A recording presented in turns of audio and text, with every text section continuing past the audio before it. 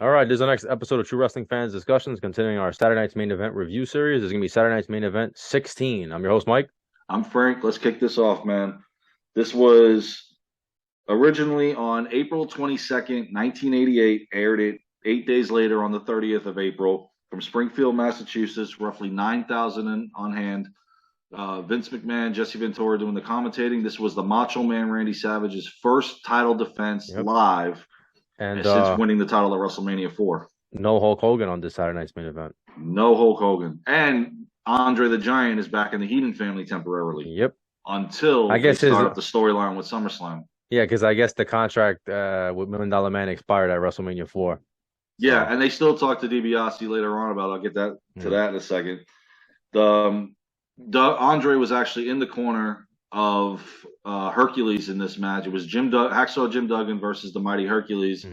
Backstory on this one, real quick, was a few weeks prior, Duggan was making a challenge for a match. Andre came out, made him bloody, hit him with the 2x4.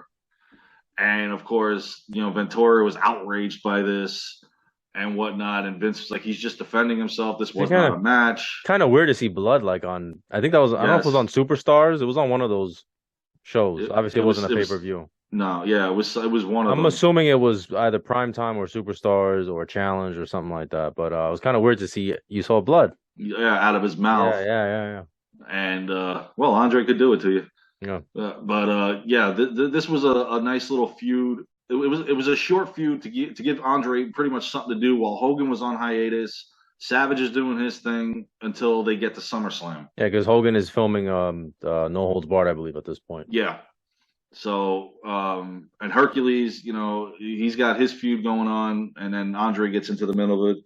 Now, what's funny in this match is right halfway through it, Duggan pushes the referee, and I'm like, why wasn't he disqualified? DQ'd him.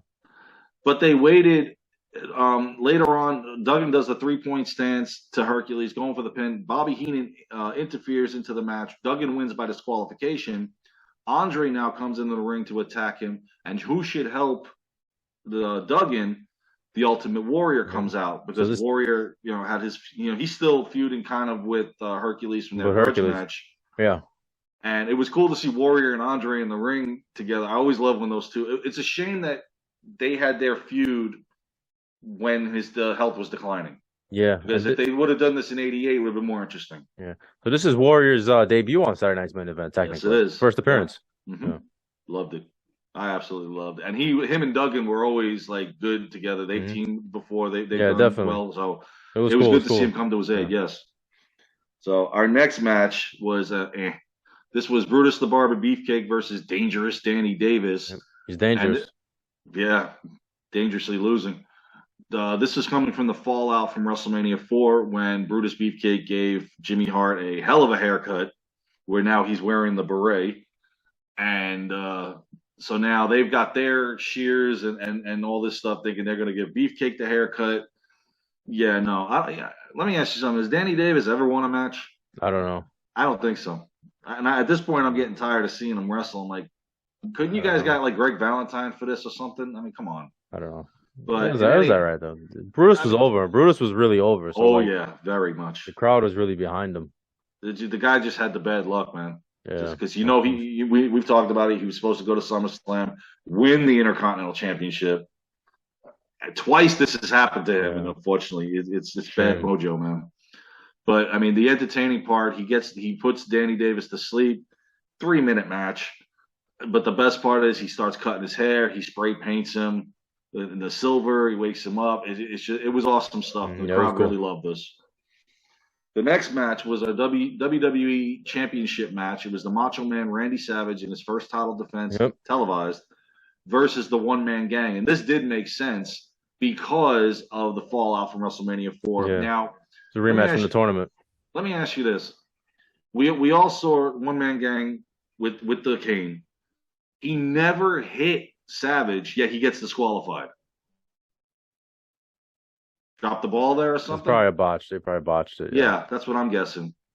And so Slick was furious, and when they're interviewing him, he said, this is right here. This is the guy that's the WWE champion, and he's going to be tonight. And One Man Gang, honestly, to me, he could have not be a champion, but definitely a main eventer. It's a good heel. Yeah, he was he definitely would have. He was a good heel. Definitely a guy that Until would they be changed the facing gimmick. the guy.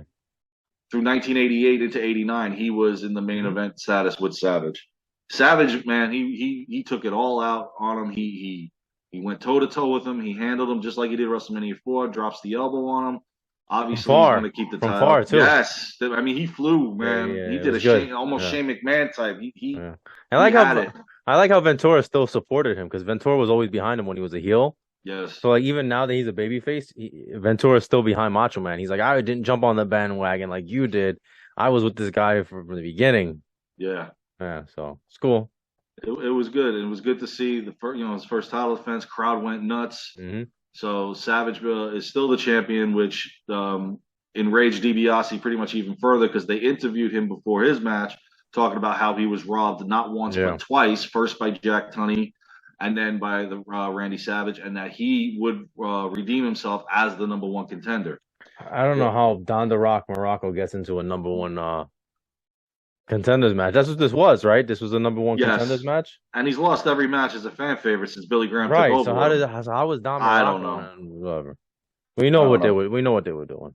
It was just to get DiBiase. Yes. Yeah. The next match was actually a non-title match. It was Demolition, the WWE Tag Team Champions, fresh off WrestleMania's victory against the British Bulldogs. And this match, okay, it was pretty good. It was only a 5-minute match because they ran Fuji to the back, and then when they came back from commercial, it became an ECW hardcore match where they're just beating down Action Smash and Demolition win by disqualification. I don't know if this was because of time restraints or what. They did feud over the summer on house shows for the tag team titles, so this was the start of that feud going forward. But I mean, I would have loved to see an actual maybe 10-minute match. Demolition get over on them because they have to. They're the tag champions. Yeah, man, it's kind of a shame. And then they leave at the end of '88, I believe, right? British Bulldogs leave at the end of '88. Dynamite right after Survivor Series. Dynamite's back is destroyed, so it would have been nice to see a major feud with these two teams. I'm surprised this wasn't a 2 out of 3 falls match because Saturday Night's Main Event is known for these. Known for it, yes. 2 out of 3, but it was nice to see those guys in the ring together. Oh yeah, on prime time, Mm-hmm.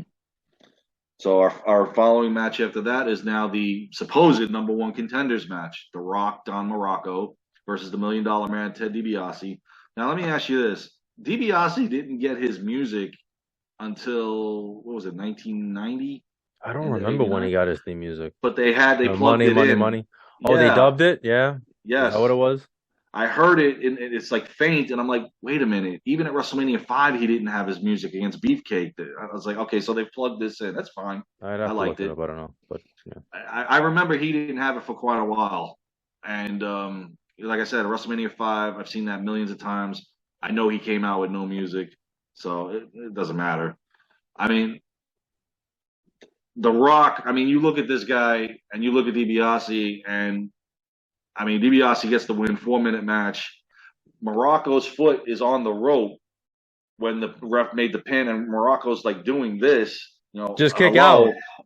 I don't understand that. Yeah, you got the energy to point and say, "Hey, my foot's on the rope," but you don't have the energy to kick out. You've got like fucking 30-inch things. You can't push him over the top rope. Remember, the ref might have been paid off. Remember exactly, Ventura or Vince said that. Is this referee been paid? Yeah. Who knows? But now DiBiase's back in the number one contenders thing, and again, Morocco left right around Survivor Series. We've done that where he said that the steroids were and his body and the fact that he's 40 years old, he couldn't do it anymore. So, and our main event was Ravishing Rick Rude and Coco Beware. I like this. Now, you know how his music got dubbed out of everything, and they changed it. But when he took his robe off, they didn't dub it there. The original music came on. And I was like, oh, damn, they messed up there. But, I mean, this match was all right. I wasn't really a fan of Coco Beware. Rude, obviously, is going to get over on him because Vince has got high hopes on this guy. Unfortunately, Hogan didn't see that later on. He gets the Rude Awakening on Coco, and bam, this one's over. Rude gets the victory. It was 3 minutes, 44 seconds. And that topped off Saturday Night Main Event. And this was going to be actually the last one until they go back on the air with NBC in October. Yeah. Here. So they took a little break with that. Yeah. But I mean, overall, this was pretty good. It was pretty good. Demolition, Savage.